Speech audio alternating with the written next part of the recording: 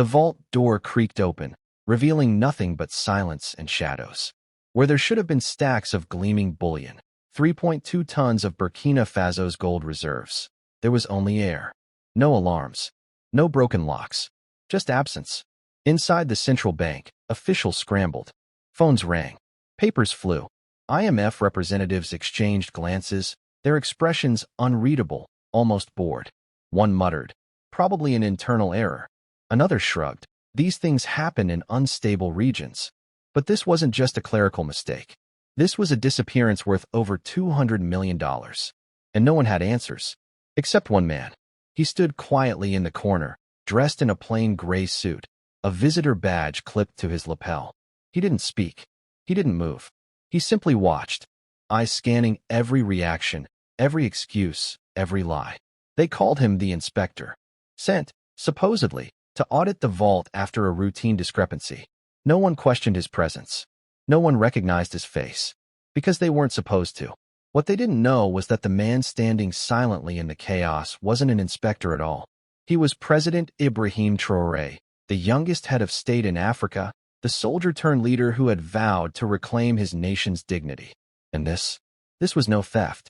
It was a test of loyalty, of sovereignty, of who truly controlled Burkina Faso's wealth. As the room buzzed with confusion, Traoré remained still, listening, calculating, waiting, because what he did next wouldn't just answer their questions, it would rewrite the rules of global finance. And it would leave the world asking, who really owns Africa's gold? But what Traoré did next would shake the foundations of global finance. Burkina Faso had always been rich, not in skyscrapers or stock markets, but in something far older, gold. Beneath its soil lay veins of wealth that stretched deep into the earth and deeper still into history. For centuries, foreign powers had mined it, moved it, and monetized it. The people? They were left with dust. By 2023, gold accounted for nearly 80% of Burkina Faso's exports. But the paradox was cruel. The more gold the country produced, the poorer its people seemed to become. International lenders called it resource mismanagement. Locals called it theft. The nation had endured 5 coups in less than a decade. Each one promised reform. Each one collapsed under the weight of foreign debt, internal corruption, and the quiet grip of global institutions. The IMF, the World Bank, multinational mining firms, they all spoke the language of development. But their actions echoed colonialism. And then came Ibrahim Traoré. Young, unpolished, unapologetic. He didn't speak in diplomatic riddles. He spoke in fire. "We are not beggars," he said. "We are the owners of this land." His rise to power wasn't just political, it was symbolic. A soldier who refused to be a puppet. A leader who saw gold not as a commodity, but as a key to liberation. So when 3.2 tons of gold vanished, it wasn't just a scandal. It was a reckoning. Was this another chapter in the long saga of exploitation? Or was it the beginning of something else, something dangerous, something defiant? The West watched closely. Analysts speculated. Was Traoré losing control? Was Burkina Faso slipping into chaos again? But inside the central bank, the inspector stood still. And just when the West thought they had control, Traoré flipped the script. They arrived in convoys, polished black SUVs, briefcases gleaming, suits pressed to perfection. The foreign financial envoys, the consultants, the experts. They spoke in acronyms and metrics, in growth forecasts and debt restructuring plans. To them, Burkina Faso was a spreadsheet, a line item in a continent they never truly saw. They walked through the central bank like they owned it. IMF analysts, World Bank economists, mining executives from Canada, France, and Australia. They shook hand with local officials, offered smiles that didn't reach their eyes, and made promises wrapped in conditions. Stabilization, they called it. Development. But behind closed doors, their language shifted. Compliance. Extraction. Risk mitigation. They didn't see gold as a national treasure. They saw it as leverage. For decades, they'd perfected the art of control. Colonial-era mining contracts still lingered in the shadows, signed by long-dead regimes under duress. Foreign companies extracted billions in gold, leaving behind poisoned rivers and broken communities. The profits flowed outward, to Paris, to Toronto, to Geneva. Burkina Faso received crumbs.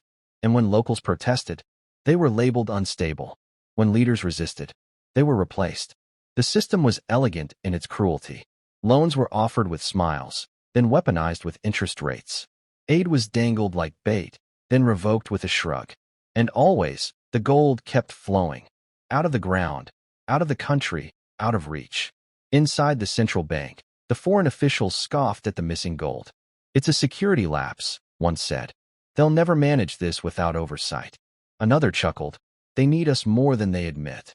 They spoke as if Traoré were a child, a soldier who stumbled into power, a temporary inconvenience. "He doesn't understand macroeconomics," one whispered. "Let him play president. We'll clean up the mess." But they didn't realize the man they mocked was recording every word. He wasn't born into power. He was born into dust. Ibrahim Traoré grew up in a modest home in Kara, far from the marble halls of government. His childhood was marked by droughts, by silence, by the quiet dignity of a people who had learned to endure. He didn't dream of politics. He dreamed of service. At 20, he joined the military, not for glory, but for protection. His country was bleeding from within, torn by coups and corruption. He rose quickly, not because he sought rank, but because he earned respect. In the barracks, they called him the quiet fire. He listened more than he spoke. But when he did speak, men followed. By 34, he was a captain. By 35, he was president. No campaign, no parade, just a nation desperate for change, and a soldier who refused to be bought. He declined the presidential salary. "I already have enough," he said. He wore fatigues to cabinet meetings. He walked without an entourage, and when foreign dignitaries tried to flatter him, he responded with silence. His first act in office wasn't symbolic. It was seismic. He nationalized the gold mines. For decades, Burkina Faso's gold had been siphoned off by foreign companies under contracts signed in colonial ink. Traoré tore them up. "This gold belongs to the people," he declared. "Not to corporations. Not to creditors." The West called him reckless. Locals called him brave. He didn't stop there.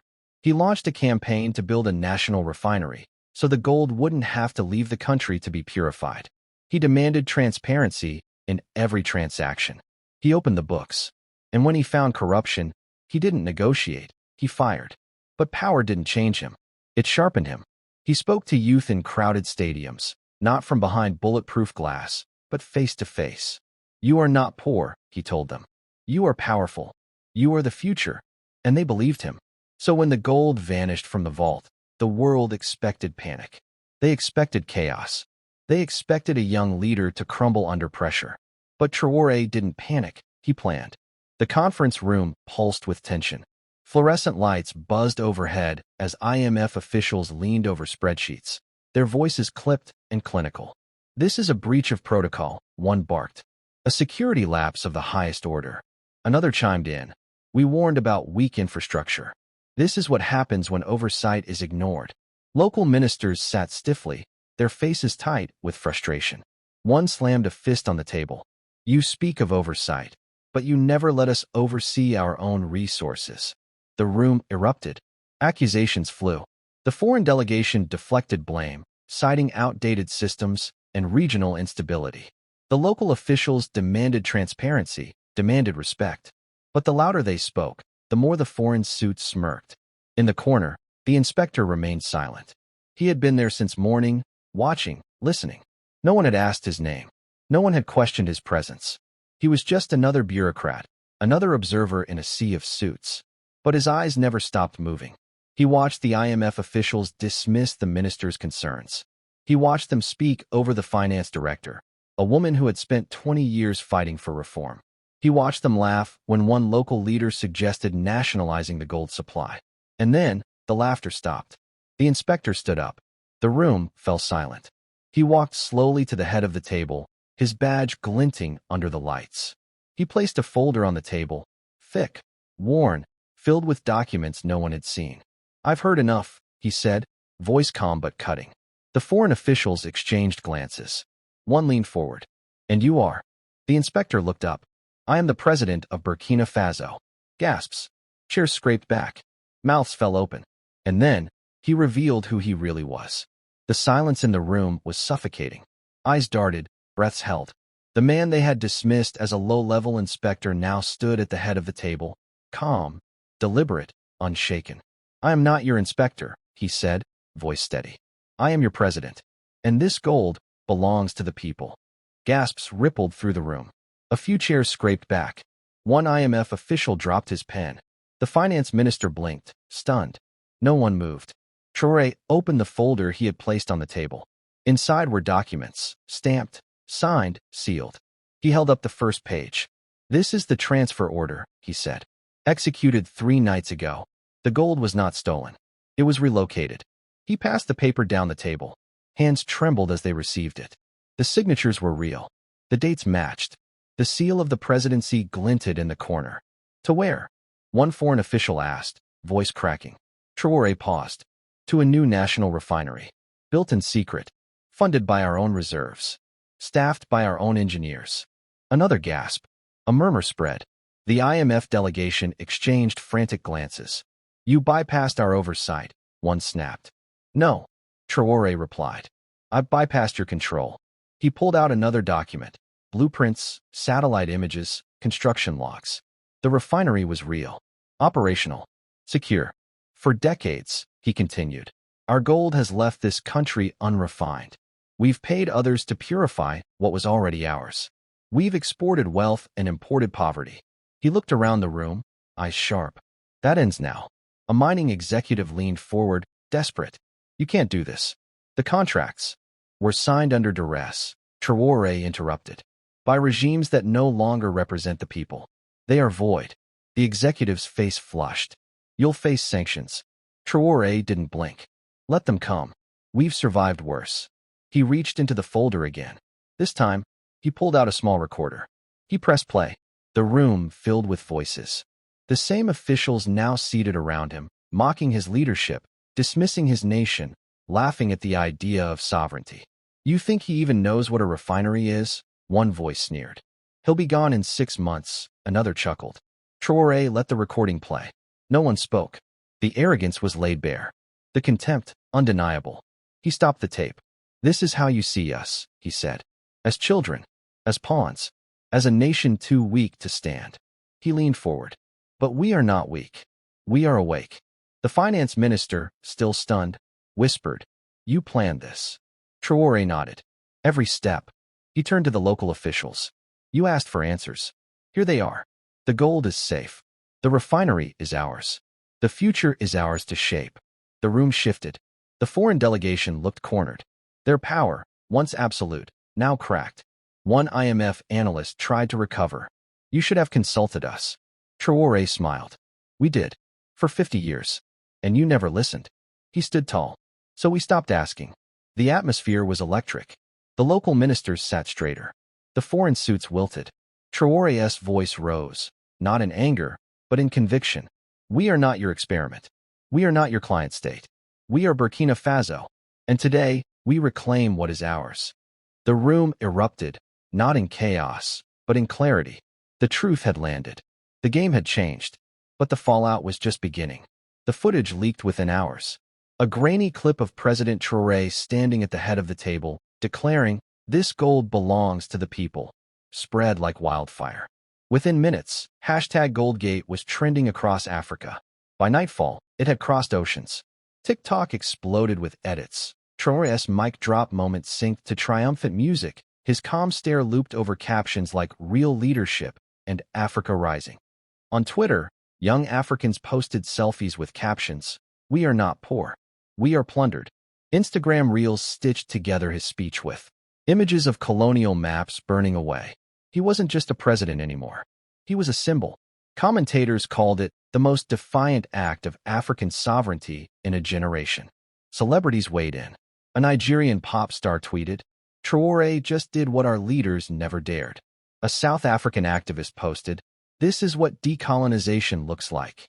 Even Western voices couldn't ignore it. A U.S. senator cautiously praised the move as bold. A European economist warned, this could destabilize global gold markets. CNN ran a segment titled, "Burkina Faso's Gold Gambit, Genius or Madness?" But the most powerful reaction came from the streets. In Ouagadougou, thousands gathered outside the presidential palace, waving flags, chanting his name. In Accra, Dakar, Nairobi, murals of Traoré began to appear overnight. His face, painted in gold, eyes forward, beneath the words, "Ours." The ripple effect was undeniable. Other African leaders faced pressure to follow suit. Youth movements demanded audits of national resources. Hashtags like #RefineryRevolution and #SovereignGold trended alongside #GoldGate. And the foreign institutions? They scrambled. The IMF issued a statement expressing concern. Mining companies threatened legal action. Western diplomats requested emergency meetings. The World Bank quietly suspended a development loan. Behind closed doors, the tone shifted from condescension to panic. Because Traoré hadn't just moved gold, he had moved the narrative. He had exposed the machinery of control, and in doing so, inspired a continent to question everything. But the celebration was short-lived. 3 days later, a letter arrived. Signed by a coalition of Western financial powers, it demanded the immediate return of the gold to internationally recognized facilities.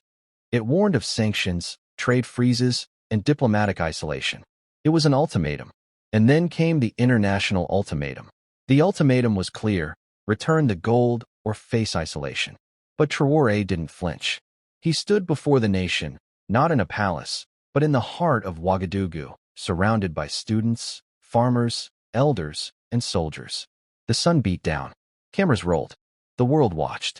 "This is not a crisis," he began. "This is a correction." His voice carried across the crowd, firm and unshaken. "For too long, we have measured ourselves by foreign standards. By GDPs we did not design. By debts we did not choose. By contracts we did not write." He paused, letting the silence speak. "We are not poor. We are plundered. And today, we reclaim our story." The crowd erupted. Flags waved. Tears flowed. It wasn't just a speech, it was a reckoning. Traoré didn't just defend the gold transfer. He reframed it as a moral awakening. A declaration that dignity was no longer negotiable.